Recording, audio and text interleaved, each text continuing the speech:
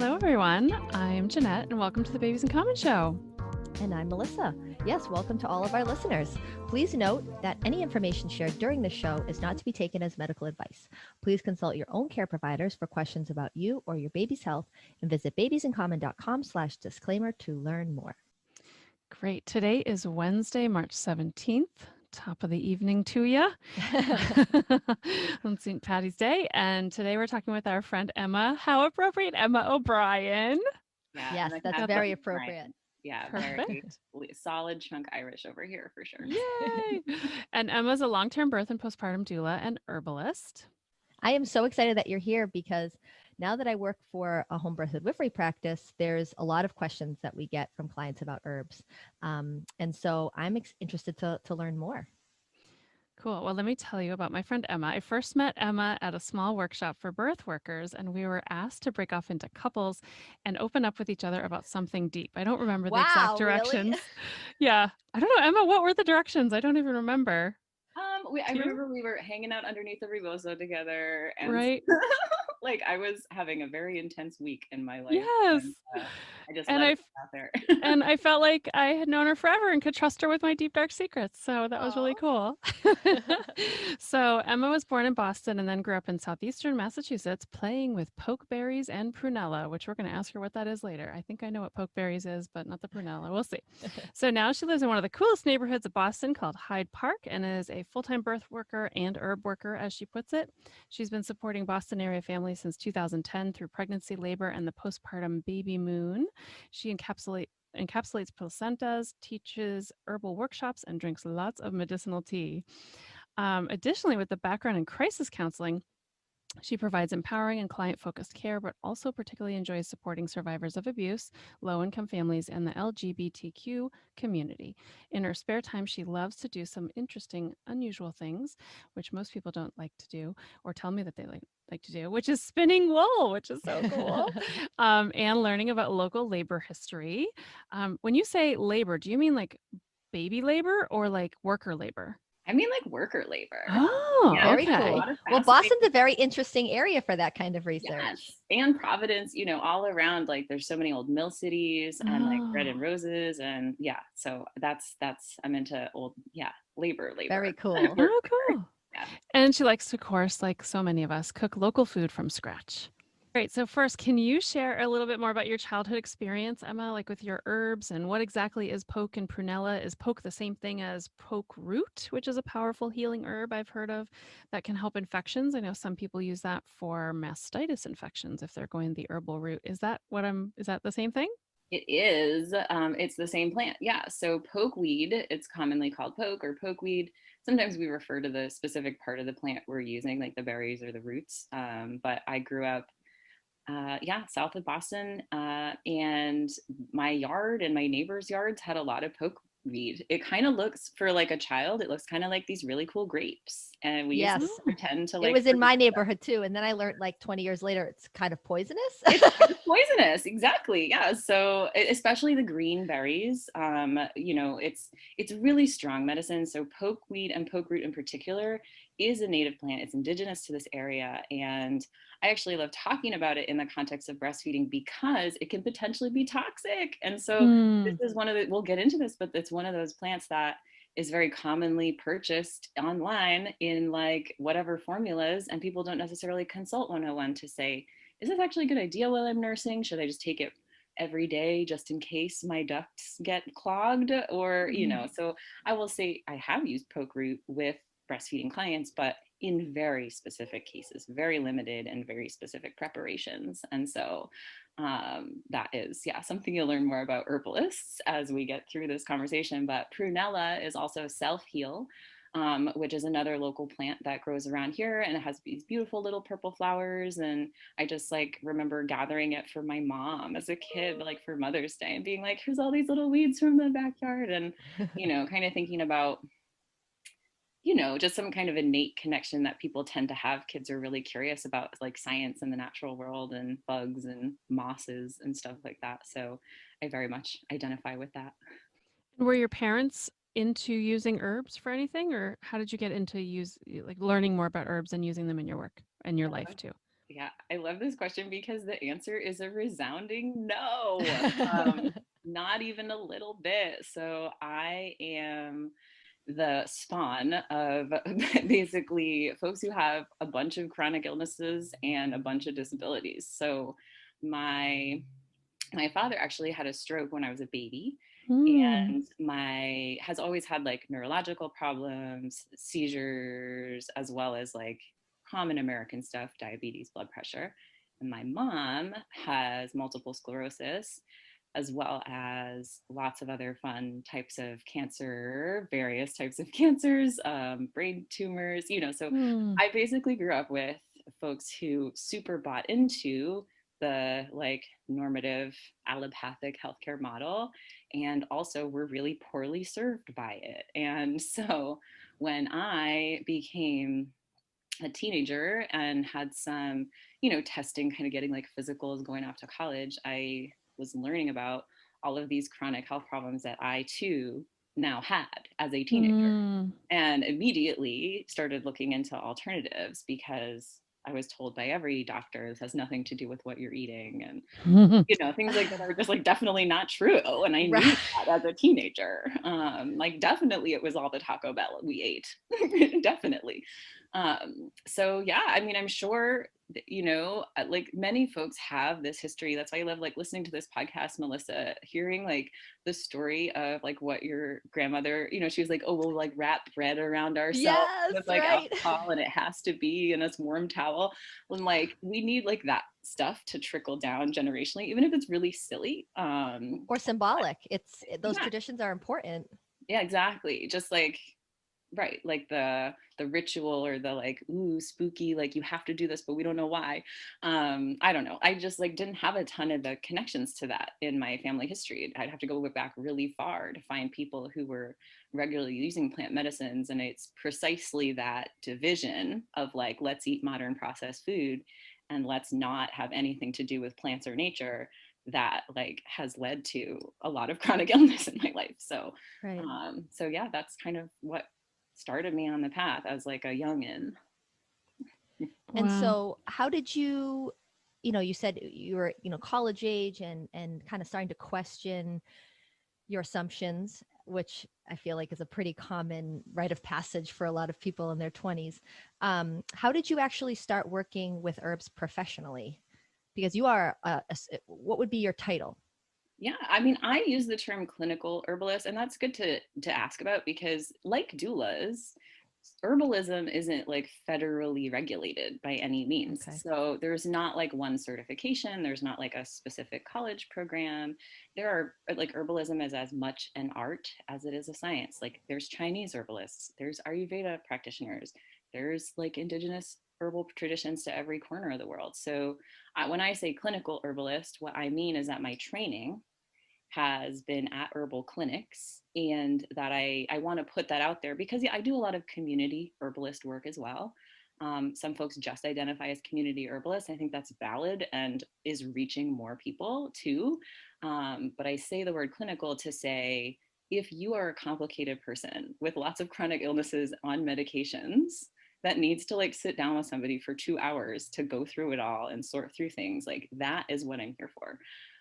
So I want people who, may be seeking not just a community herbalist to feel like they can feel comfortable asking about like herb and drug interactions or specific chronic conditions and plant medicines, and see what's like more individualized for them. Like I'm a big like one-on-one kind of practitioner. So But when you say community herbalist, what does that mean? So I immediately think like it's person who's in your community that you might contact and like ask them one quick question. Is that what you mean? more or less, yeah. I mean, I think so. Well, to go into a little more about my training, kind of how this started. So, I actually was working at a grocery co-op in JP at the time in Jamaica Plain, and one of my colleagues, I was just getting diagnosed with this autoimmune kidney disease, and my one of my colleagues said, "Oh, my partner's an herbalist," and da da da da da. And in my mind, I just went click. Something I was like, "Oh, you can be an herbalist. It's a thing people are."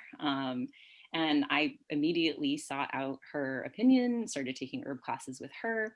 At the time, she was teaching with the Boston School of Herbal Studies, which is based in Arlington. And many herbalist apprenticeships work on sort of like a yearly model. So like a 1-year apprenticeship might be like 9 to 12 months. And the first year, you're sort of like a quote community herbalist. This is a generalization. Not all programs are exactly the same, but for me, that was like one of my basic backgrounds. And I took a few years off. I was still going to doula school, figuring out like college and dropping out of college and all this stuff. And I eventually sought out this other clinical program, which was through another herb school in Boston called the Commonwealth Center for Holistic Herbalism. They're based in Brookline, but they also obviously teach online now. There's a lot that they have to offer. And that practice specifically focused on kind of clinical Western herbalism, autoimmune and chronic illness. And I was like, this is it. I'm going to this school. I'm staying. And I went through that program for another 3 years.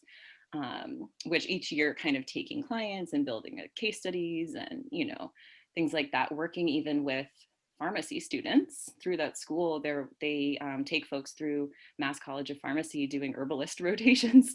And so I actually played a role in helping educate some of those pharmacy students for a period of time while I was working at the school. So that's awesome. Yeah, really because fun. herbs were the original medicine, right?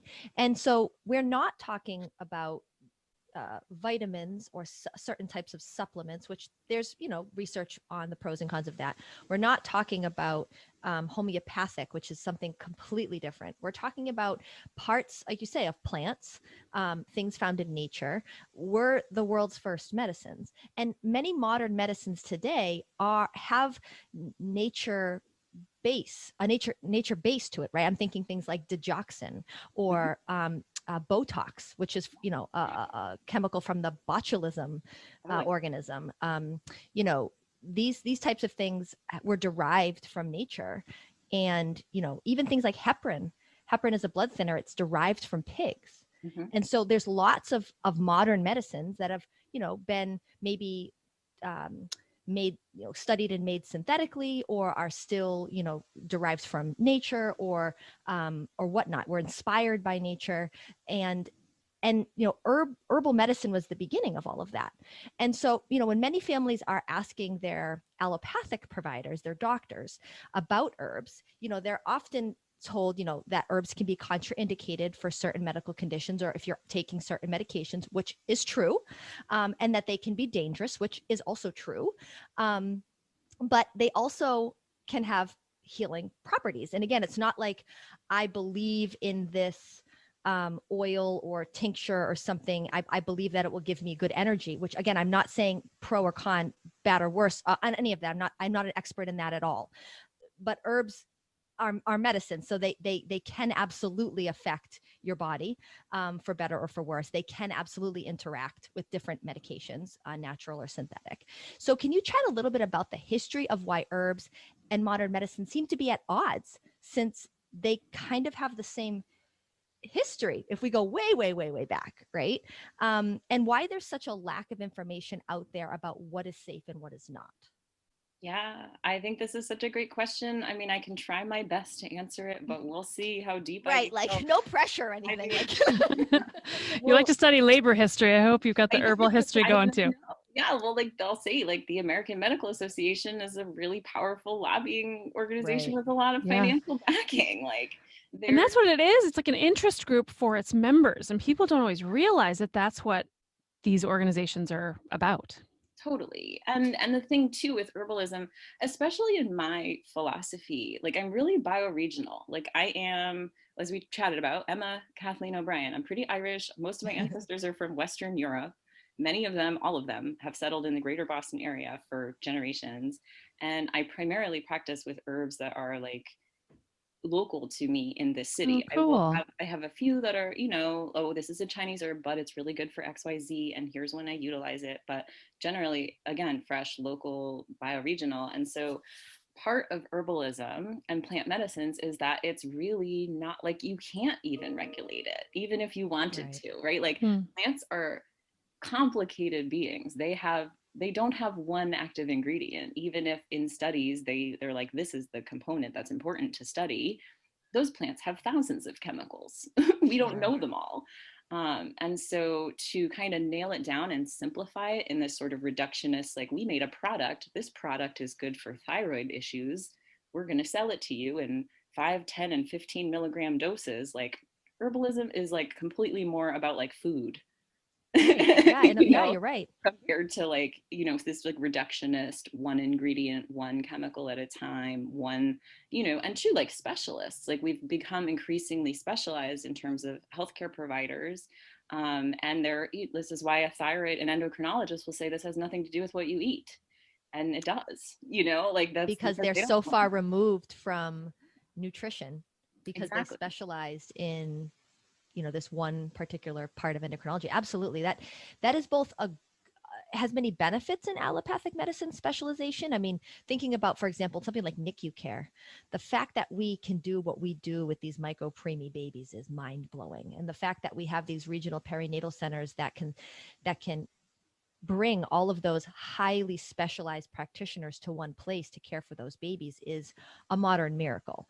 But when you so specialize to a point, like you are in medical school and then you become a general OBGYN, and then you go to school and become an MFM, and then you become a perinatologist, and then you become a cardiac perinatologist, you know, like, you're so far removed from something very important as like lactation and nutrition. And then your Right? client who like is like in the NICU with her baby is asking you questions about breastfeeding and you're like, Exactly. And they think, well, he's the top of the top, or she's the top of the top perinatologist in the entire state of New York. And it's like, yeah, but they probably had 0 minutes of education on human lactation. But even I'm just saying, like, even on herbs, like related to it, like you No, go deeper right. and deeper, they're like, dude, I know so much, but that is not my specialty. Right. Not You at know? all the specialty. Totally. So that makes perfect sense when you describe it like that. And it Yeah, and worked. so much of that is protective.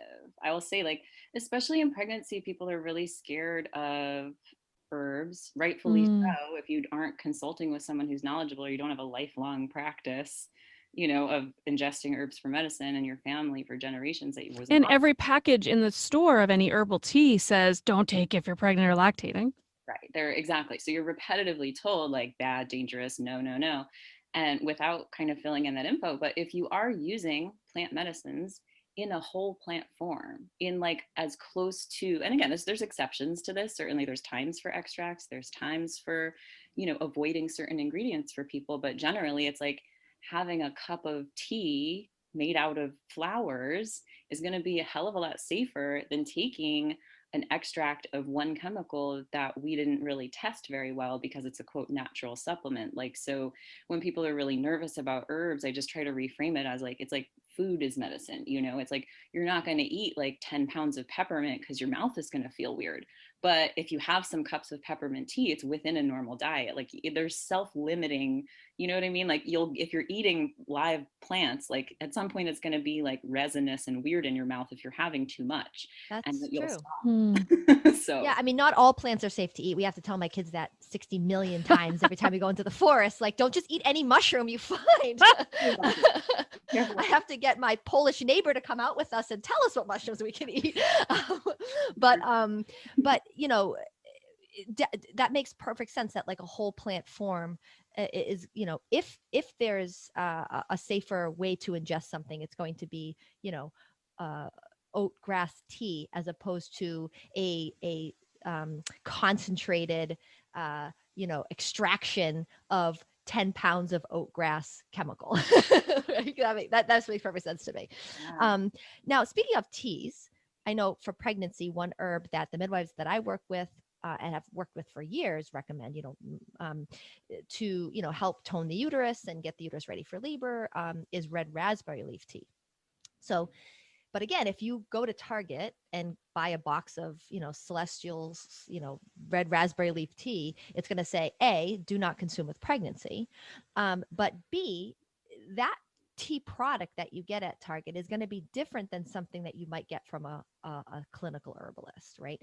Can you talk a little bit about that concept with using red raspberry leaf tea as an example? Yeah, I mean, red raspberry leaf is such a fun example because it has really, like, since I started studying herbs and working with plant medicines like a decade ago, This one has really like taken off, and it's not because there was an herbalist that said this will make you go into labor. I just want to say that. No one ever said that. No herbalist Right, ever right. thought that this was going to like be the thing. You know, generally speaking, herbalists are the kind of like, if it ain't broke, don't fix it. Like, Mm-hmm. you know, birth is probably fine. You don't need to add unless you want to. Um, Sure. so the thing with red raspberry leaf, and it's fun too because evidence-based birth had this whole article where they looked at all the clinical trials, and people who interpret these clinical trials is kind of tricky. Like sometimes it seems to tighten uterine tissue and sometimes it relaxes it. Herbalists call this tonic. So it's a Ah. tonic herb for the pelvic organs, and not just the uterus, but also the digestive tract. So sometimes people who have a lot of digestive cramping, actually, you don't have to have a uterus. You can drink red raspberry leaf tea either way. It's not going to make you Hmm. grow a uterus. It's not like uteruses. It's literally just the leaves of raspberries. And so, speaking of the like going and buying a tea bag from the store versus getting some tea from an herbalist, I think I had another herbalist who I really admire. She's in New Hampshire, Christina Friedlander. She's also becoming a midwife, or she is a midwife now. She had said in a workshop once that it's kind of just like flavored water, you know, when you're doing the like tea bag tea, Mm. which is valid. Like it's nice to have a cup of flavored water, you know, Mm-hmm. we're doing self-care, we're having a cup of tea, it's all good. If you're going for like medicinal tea, generally, we recommend about an ounce of dried plant matter per quart, maybe even 2 ounces, like really strong. And again, this is like food as medicine because it's literally just the leaves of raspberries. Like most people don't know this, and in pregnancy, we're constantly told to like eat dairy, get calcium, get Mm. calcium.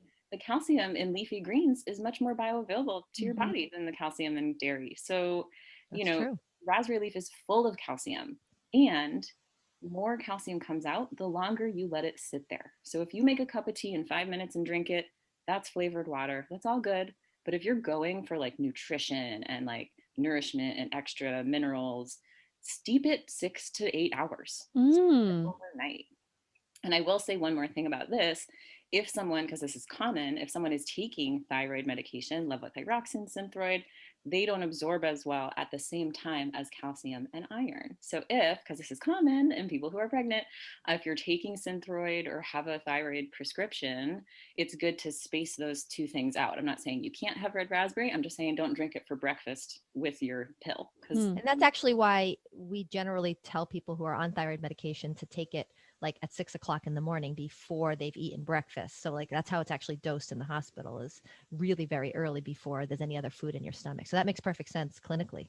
So I have two questions related to making a medicinal tea. One is when you say steep it, you're putting in hot water and it's overnight, like on the counter, or are you supposed to put it in the fridge, like cold brew coffee? Like, what do you do? it depends on the plant. Okay. Mm, Which is really fun. Some herbs actually steep better. You get the medicinal qualities you're looking for out of a cold infusion. So Hmm. it depends. But for raspberry leaf in particular, boiling water, pouring it on top of the plant matter, and letting it just sit there overnight on the counter is totally fine. And yeah, there's studies showing like every hour it sits there, there's like Wow. 4 milligrams of calcium. So yeah, up to 6 to 8 hours is good. And But what if you have like tea? Like, I know I've just gotten into making espresso and I'm learning so much about how important it is to have the freshest beans and they have to have just been roasted in the last 2 weeks, ideally, blah, blah, blah. And there's all these things. And it's so funny because I used to just like buy a bag of coffee and I would just make whatever, right?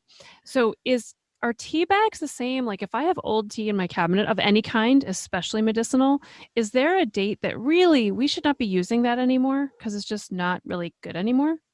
totally fair question. And this is again why it's like hit up an herbalist or a farmer Right. That's or why we have you on. these things. Yeah, because you know, dried plant matter, ideally we're storing it in a dark, cool place, you know. So for some people having that uh you know, if it's in like a dark jar in the back of your fridge, like it'll keep for many years potentially, but most dried herbs give it about a year, you know, Mm. shelf life.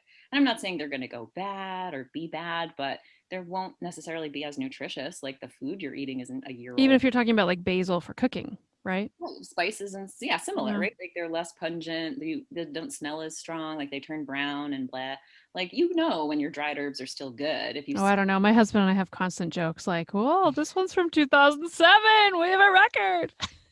yeah, that's, I mean, but yeah, with medicinal plants, like there's different schools of thought. I mean, dried plant powdered herbs tend to like dissipate the fastest.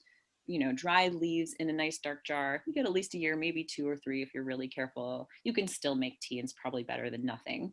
But tinctures, like alcohol extractions, as long as they are about 30% alcohol in the final product, they'll last basically forever. Same thing, dark, you know, Oh, keep it in a dark jar in your cabinet or something like that. But you know, that's why there are more shelf stable preparations as well, because it's not always. Sometimes it's January and we don't have fresh mm, plants. You know, and we Right, live in New England. especially in this part of the country. Exactly. So awesome. Oh my gosh, this is so good. So I another labor, pregnancy labor herb that I, mm, have heard about through the years. People read online, they're looking for labor induction methods. And I agree with you. I take the if it ain't broke, don't fix it. Babies have a way of telling us when they're ready to be born, and that's always preferable. But, sometimes we have to encourage labor to start. And people talk about, oh, what about black cohosh or blue cohosh? And I think people think that, um, you know, I think it is as dangerous to think herbs can never be helpful and healthy and provide no health or nutritional value, because that's not true. Food is medicine, right? You said, but it's as dangerous to think, oh, they're just natural, they're herbs, they couldn't possibly cause me any harm. And I think that these are two things that, have a controversial profile. So, can you talk a little bit about these two herbs, black cohosh and blue cohosh, which I understand sound the same but are not? yes, so that is the best like starting off point, is that black and blue cohosh are totally different plants. They just have similar common names.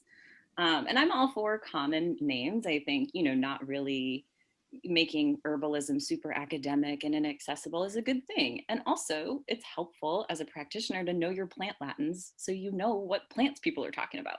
Because sometimes you'll read studies and they refer to a common name and they're actually studying a totally different plant than you think too. So that's actually, mm, sometimes there's misinformation because we mix up who we're talking about. So the thing, both black and blue cohosh are native plants. Black cohosh in particular is native to like the Northeast, North America, kind of where we are located. And native people introduced it to colonizers who have moved here from Europe and other places. So um, I think in sort of this revival of home birth midwifery and herbalism in the like 60s and 70s, that there are certain herbalists who really like prolifically wrote about or recommended these, and sort of lumped them together as one thing also. Blue cohosh, I will say in particular, it's endangered in some places. Like it's on the watch list. It's, and again, like to have, you know, herbalists or birth workers that are not indigenous to like promote these plants in ways where we don't understand the historical context or the like generations of uses and why and when, like there's a lot of context missing that make it more dangerous, like we talked about earlier. Blue cohosh in particular has been associated with neonatal cardiac events in labor, so that's one to mm. not take if you're, you know, pregnant, wanting to have a healthy baby. Like I've heard folks call it like midwife's Pitocin, which I think is like a garbage term, but also like, here's the thing, if you need a medical intervention, you might need a medical intervention, Exactly. you know, like, and if you don't need a medical intervention, you might need nothing or just to eat nutritious herbs. You know, Mm-hmm. like certainly in pregnancy, there's people who have some chronic issues or people who have ongoing problems and they want medicinal herbs. But generally speaking, pregnancy is not an illness. You don't need to add, you know, like monkeys don't have to take black cohosh to go into labor either. And if you have preeclampsia and you're facing a medical induction and you're nervous about it, doing herbs that week isn't going to make your preeclampsia go away. You know, like you Right. Mm. probably need the actual medical induction. And that's the thing. Like I do know midwives who will use these plants while they're monitoring their people and while they're next to them with the Doppler and, you know, being very careful in, and again, in very specific circumstances. And I will say, I'll call this out. I've seen this on the internet. like certain blogs of midwifery students through the like 90s and 2000s, because I would love this to be more exposed. Like I've heard all of these stories of like people training at birth centers, right? And it's like, oh, the state won't let us go past 41, 42 weeks. And we don't want you to have to be induced in the hospital. And oh, you're just one day shy and you're a little bit contracting, but at midnight we have to like transfer you. Here's a cup of quote black and blue cohosh tea. And what it actually is cytotech. Right. So sometimes like when we hear that these things are effective. And cytotech's a medication. Right. And it's, yeah, Right. it's not like a direct plant tea. Like Yeah. it's, you know, a prostaglandin. So Yeah, right. Exactly. It's Derived a from an animal. synthetic prostaglandin that is used to ripen the cervix before an induction in the hospital with proper monitoring, because it can be a very effective tool in our toolbox, but it does require proper fetal monitoring to make sure, and uterine monitoring to make sure we're not overstimulating the uterus, causing what's called tachysystole, which is too many contractions in a row without enough break, or contractions that are artificially too strong for the baby to handle. So I can't agree with you more, Emma, and I'm so just excited to hear a very natural minded practitioner talk about that, because I feel the same way. If we are at a point where we need medical intervention, Pitocin in and of itself, Pitocin is the synthetic or man-made form of oxytocin, which is the hormone that our pituitary gland secretes to put us into labor, one of the main ones as mammals. But Pitocin is not inherently the devil. There are plenty of stories online. I have experienced plenty of situations in which it can be abused by medical practitioners, run too fast, too high, inappropriately, et cetera, et cetera. But what's good about Pitocin, the way that we run it when run responsibly and understanding of the pharmacokinesiology of it, right, how it works on a cellular level, is it is very precisely controllable. We do micrograms per minute, right? Milliliters per hour. We can titrate this medication up and down with such precision to give you only exactly what you need. When you're taking a mystery tea, that we don't have that same type of control. And so if we need medical intervention, that might be a perfect example of a time we should use something that has one ingredient that we know the exact dosage, that we can precisely control and titrate with proper, maternal and fetal monitoring, etc. And if we don't need that medical intervention, then why are we intervening? Babies come when they come.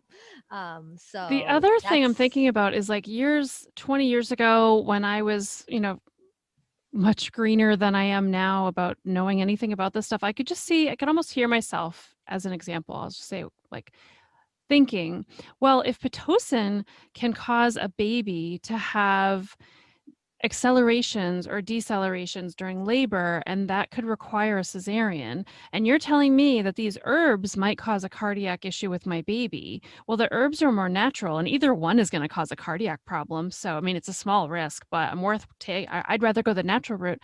But exactly what you're just saying, Melissa, is that when you have a medicine and and yes, it's important to have your midwives, if you're doing a home birth or a birth center, wherever you are, your care provider should be monitoring you. But to assume that you can just take these herbs instead because, the risk is the same either way, like the perceived risk. Once you ingest an herb, like you have to wait for your body to process that. Whereas the Pitocin, they can just shut that off. And the half-life, which I'm not sure is quite the right word, but the effect of it stops much more quickly than something you ingested and you just have to wait for it. 6 minutes. Yeah, so half of the medication is out of your system in 6 minutes. So I completely agree. And again, I'm not saying that, well, that means we should just induce everybody at 39 weeks. Don't get me started on the ARRIVE study. Like I will have a stroke, right? But medical intervention when medically appropriate and with proper medical monitoring and with an understanding of the way that the medication works. Pitocin being the perfect example. No, it is not medically or clinically or pharmacologically appropriate to turn up Pitocin every 15 minutes. That is too short of a time. The medicine needs longer to make an effect in your body before you can judge if you need more of that medication. So any medication can be abused. And since herbs are medicine, herbs can also be abused.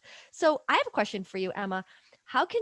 Because the nature of herbalism in general is something that can't really be regulated. I mean, poke root, dandelion root, they grow in my backyard. You know, what do you recommend for people that want to potentially utilize herbs for health, wellness, nutrition, whatnot? What do they do? What should they be looking for to make sure that what they're getting is safe? That's a great question. I think people need to think about what their goals are. I think a lot of people get pregnant and they're like, I should start taking herbs now because I'm pregnant. And like, that's not necessarily true. I'm like, you're fine. And also, it's your first trimester. Like, don't start any new weird things right now that you're not used to. Mm, Like, yes, if you have a chronic issue and you've already been using herbs and you're very familiar with what they do in your body and they're very important for maintaining your chronic issue, we can talk about it. But everyone else, it's like, what are your goals? Like, are you actively working on a specific issue, or are you just trying to like increase your nutrient intake?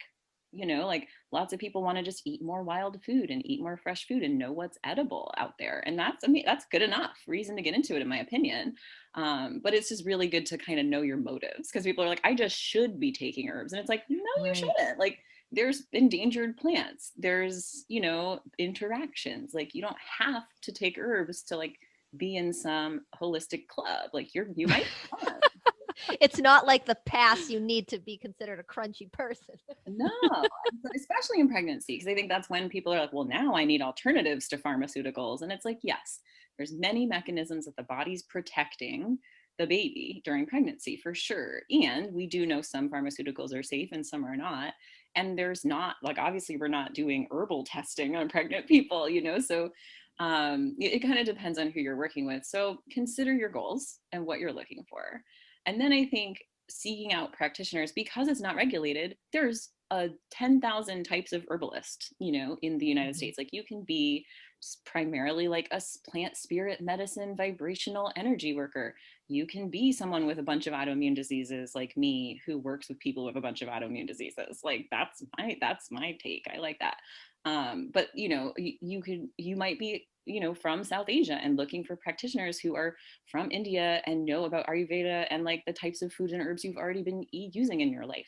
So finding someone for whom their frame and experience fits you and what you're actually looking for is great. Because then they can say to you one-on-one, like, what's your health history? Are you allergic to anything? Like, these are good questions to ask ourselves before we start taking new things. Because, like, believe it or not, this is a common one. A lot of people are allergic to chamomile, and that's just like the most ubiquitous plant. They're like, herbal tea must be chamomile. And it's like, some people, if you have a ragweed allergy and you get like late summer seasonal allergies, you might be allergic to chamomile, and that's okay. But it's good to know that, so you don't like also eat dandelion and also eat all the other things in the plant family, so. There's a story that I heard once of a woman who was talking about her child had really bad eczema or asthma or something, some issue, and they'd gone to all sorts of doctors and they were trying everything. And then eventually she heard that people could be allergic to chamomile. And she's like, oh my gosh, I've been hanging chamomile in my kitchen all this time from my yard to have dried chamomile tea that I grew myself. And here all this chamomile is in the air and in her house. And as soon as she took it out, like, they did mold testing and all this stuff. And it was just her habit Wow. of wanting to do chamomile tea. So yeah, that's a really great example. I mean, you think, best intentions, you're like, I just want to have like my garden that I make tea from, like, amazing. And oops, your kid has eczema or something, or like allergies to it. So Yeah. that's, an herbalist might have thought of that right away. But So as an IBCLC, I talk about herbs, and there's, differing discussions in the lactation consultant world about whether we're allowed to mention them or whether we prescribe them. And of course, we're not prescribing them. We're not prescribers, but are we allowed to mention them, or what if our clients ask us about them, and which are the best sources, etc.? And I'm one where I'm like, some people take these and find good results. Here are some reputable companies. However, you are on a thyroid medication. Therefore, these are contraindicated for you. Or, don't keep taking that fenugreek because you're having stomach aches and your baby has like crying all the time. So maybe it's from the fenugreek. Oh, well, it was in Target and my friend told me she liked it, and it's just like fenugreek is not as simple as we think it is, nor does it work as well as we think it is in a pill form, you Yes. know? So can you chat a little bit more about like common herbs in lactation and milk making stuff? Which would be a galactagogue. Is that the Yes, right medical fancy term to word. mention it? Fun. It makes you feel like you're like floating in space on like a breast milk, pump or something. I Oh, are you an artist? I want you to draw a picture of that. someone's got to. Like that's like the true visualization of Galactagogue. It's like Galactagogue 90 or whatever.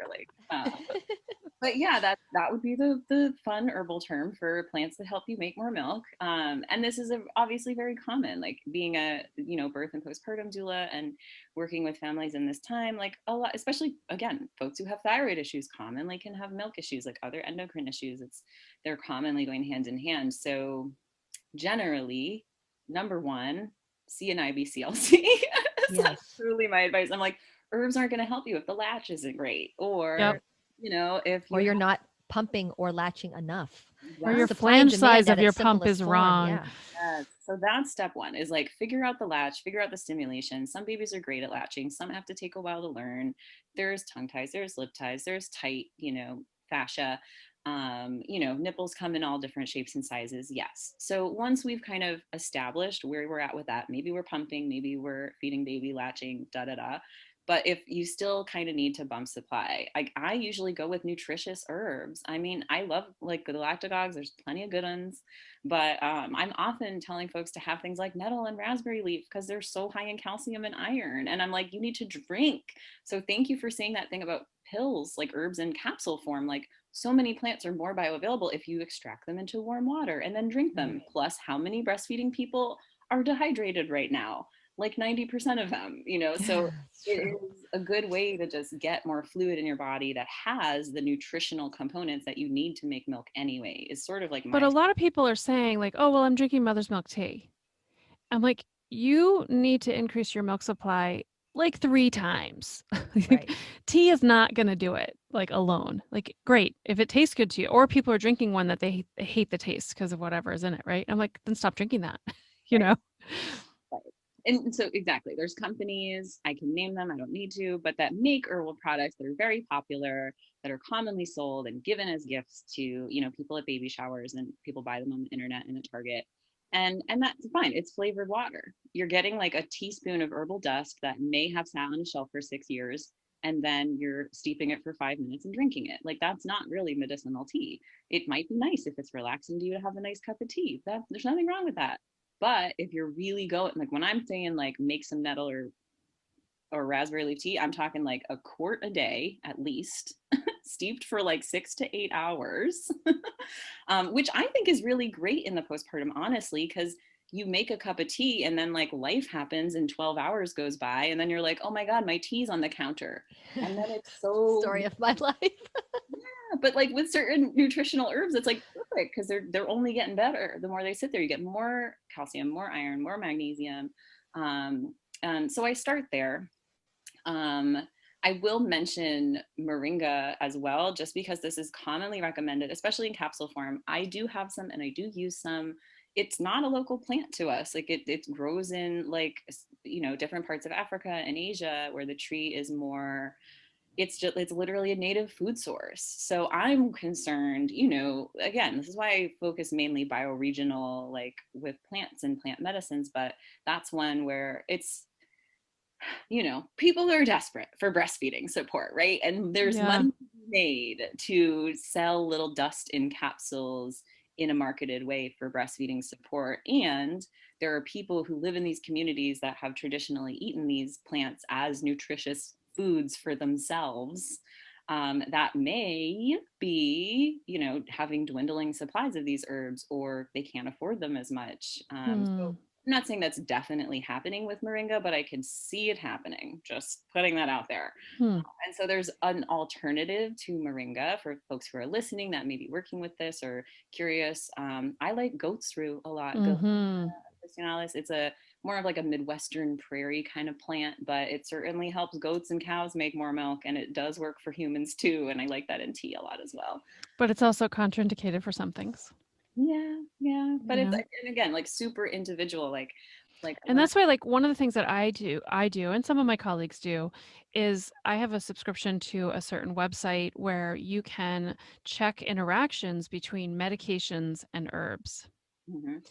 And foods as well, actually. So I even looked for myself because I also have a kidney issue. And so I was like, oh, I'm just curious, like with my medications, like what am I not supposed to be having? And I was like, oh, I can't have grapefruit. Seriously? But good to know. Like, was I ever told that? No, not that I remember. So not everybody is aware. So sometimes I'm like, oh, did you know that there's a moderate risk of you drinking coffee on this medication? Like, no one ever told me that. And I'm like, yeah, and you drink like huge 2 Dunkins every day. So Right. maybe, think about that.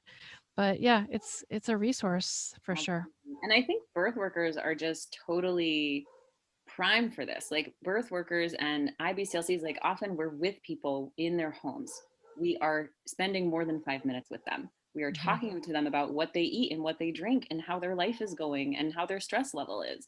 And so it's really like a better, you're more like a community health worker that actually knows what's going on in someone's life and can make, slightly more educated guesses. If you're like, oh, chamomile, I heard some people are allergic to that. Let's look into it. I just, like as something that like a doctor would never think of because they're not looking in your kitchen and seeing the chamomile hanging from your ceiling.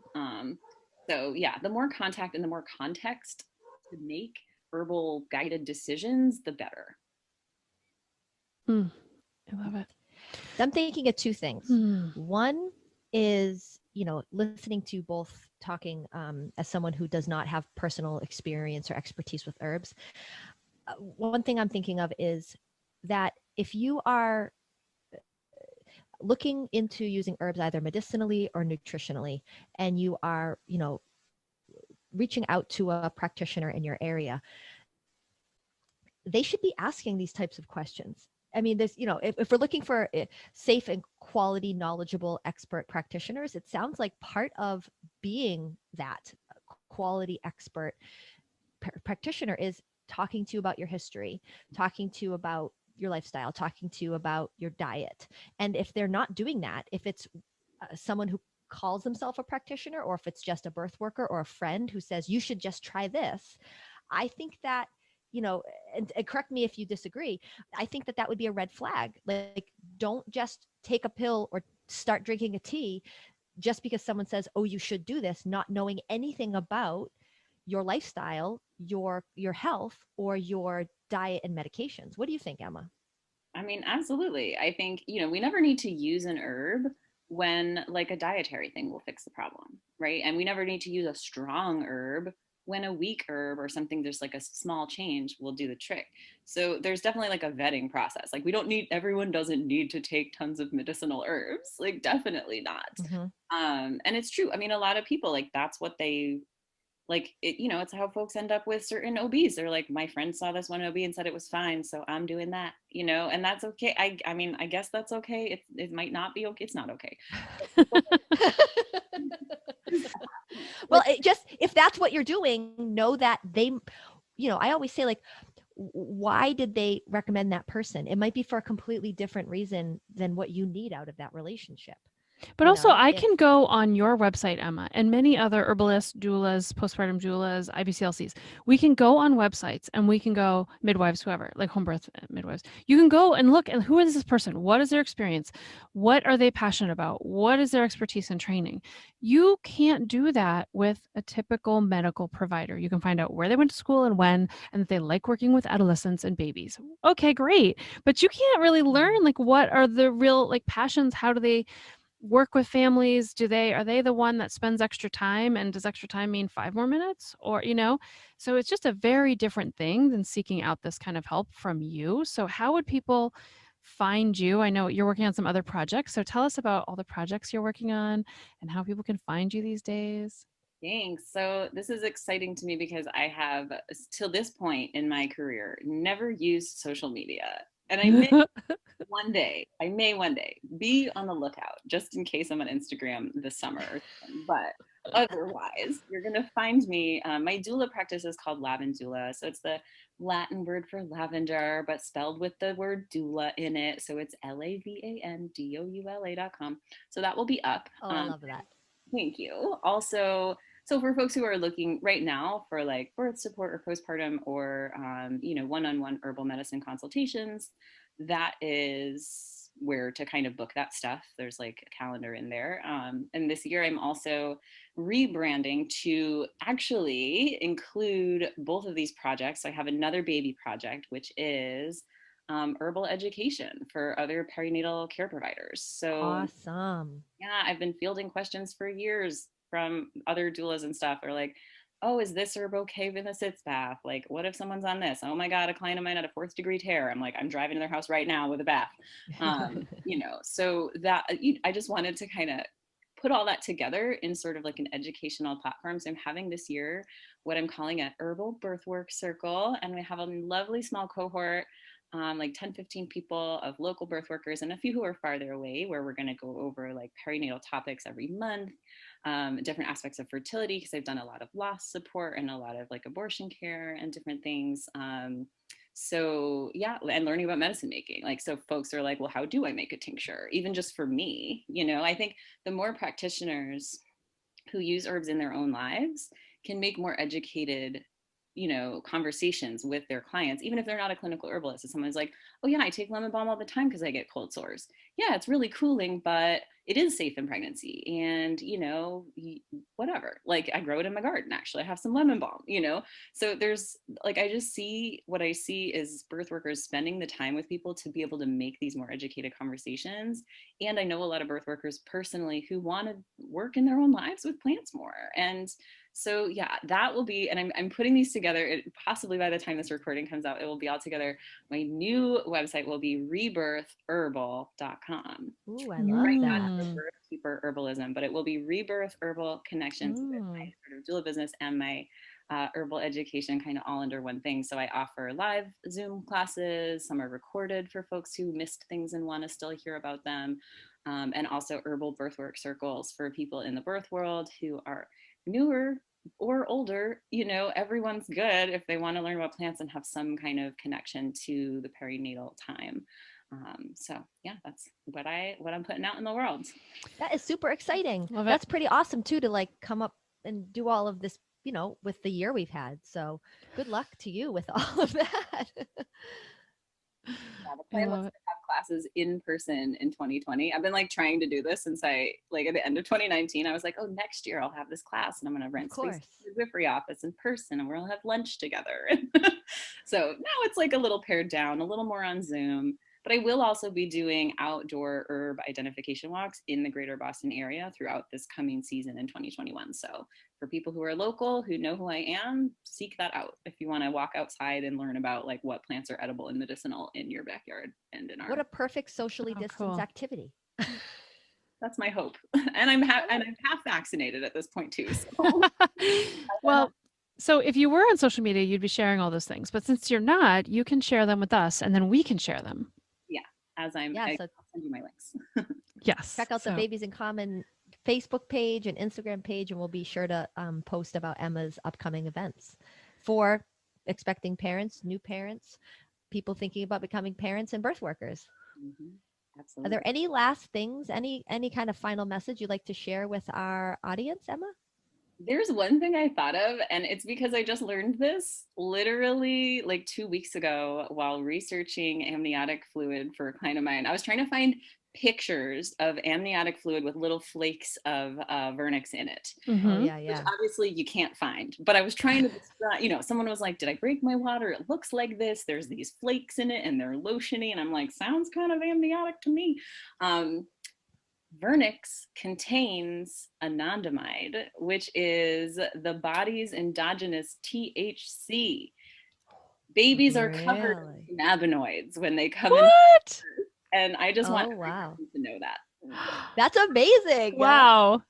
That's why they're so scrumptious and delicious from the very beginning. Smell them and get high. Yeah. So there's, the uterus makes an endogenous THC during implantation and other times in the cycle. The level on the baby's skin in the vernix actually peaks before labor. Well, there you go. Natural is Another reason why the baby's timing is important. one of those things. Yeah. So it's in the matrix for some reason. And I'm just like, I get questions about cannabis and pregnancy, and, that's a whole other thing. But your body does make some of these chemicals, and it does cover your baby in them. So just letting you know. So yet another reason, love it. and we talk about this in my new baby ready class, to not wash off that. Yes. Yeah, Let it be. It's so magical. They need that cosmic barrier. I love it. Well, thank you so much for coming on our I show love today, it. Emma. We hope that our listeners are inspired to reach out to a qualified herbalist as yourself, or just to be a little bit more cautious with recommendations from people in their life when it comes to utilizing plant-based medicine. And I think your point about what are your intentions with wanting to take this product is the great kind of take-home message to me. Yeah. Awesome. Yay. Thank you for coming on. And I hope everybody's enjoyed today's show and that you'll share, you'll subscribe. Make sure you press that subscribe button.